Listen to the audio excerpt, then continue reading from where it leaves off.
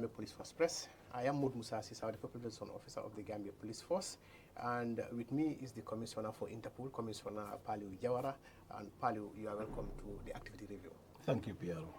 Commissioner, I just want to have a minute of discussion with you with respect to an incident that you could remember just a few days ago. A suspect who committed a crime in Senegal ran into the Gambia, and the family of the suspect, of the victim, came to the Gambia, and in collaboration with the Gambia Police Force, and the suspect was apprehended. And after his apprehension, he was taken back to Senegal. I just want you to take us through what happened. Thank you very much, Piero. I'm always happy to, on a positive side, to talk about issues that concerns us with our partners in the sub-region, particularly on transnational organized crime. You probably would have cast your mind, if you cast your mind or your memory behind a few months ago when the police leadership visited Senegal. A significant arrangement was made there, and of course an MOU was entered into with our sister republic, and that is the police officers there.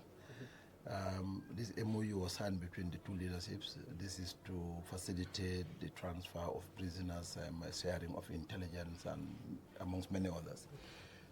That has since been implemented, and we have seen it in real life in this very recent one, where a suspect who was accused of killing the wife at the time, who was carrying a fetus, and escaped to the Gambia.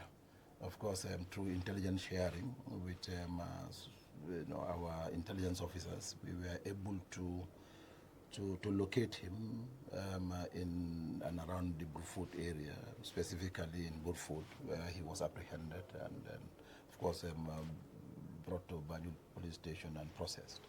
Yes. Obviously, what follows next is the preparation with the support from the crime management coordinator and the other players to arrange a transfer of the suspect at the border. As you know, we all have our responsibilities, that is the Senegalese counterparts and ourselves. And since the inception of this MOU, it has always been something we all look forward to, meeting and exchanging, giving and taking from each other. And on this occasion, because we've done it in the past on many occasions, but on this particular occasion, this is the suspect that was handed over to them. And this is handing over took place in the Gambia at Senoba, because the crime, as you know, was committed in Bignona, southern Senegal. And then, of course, the jurisdiction would be the same place. So the Interpol officers from Interpol Dakar arrived on site and were taken to this particular place where this exchange took place. So it was a very wonderful occasion, in the sense that we were able to collaborate, and then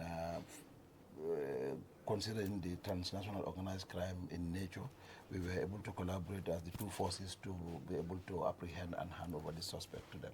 Commissioner, thank you. That's Yes. a very good intro. But again, I have a question. Is this the first time this is happening between the Gambia and the Senegal, or at any point in time has, since the MOU, now that the two sides, the police force in two sides would collaborate, and has there been instances where the Gambia police force also benefited from our counterparts transferring or handing over?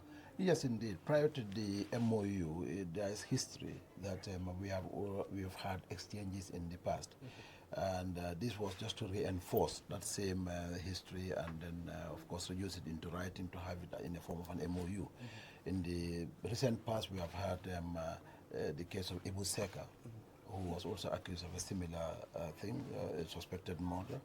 and he was transferred to the Gambia from Senegal. We benefited from that.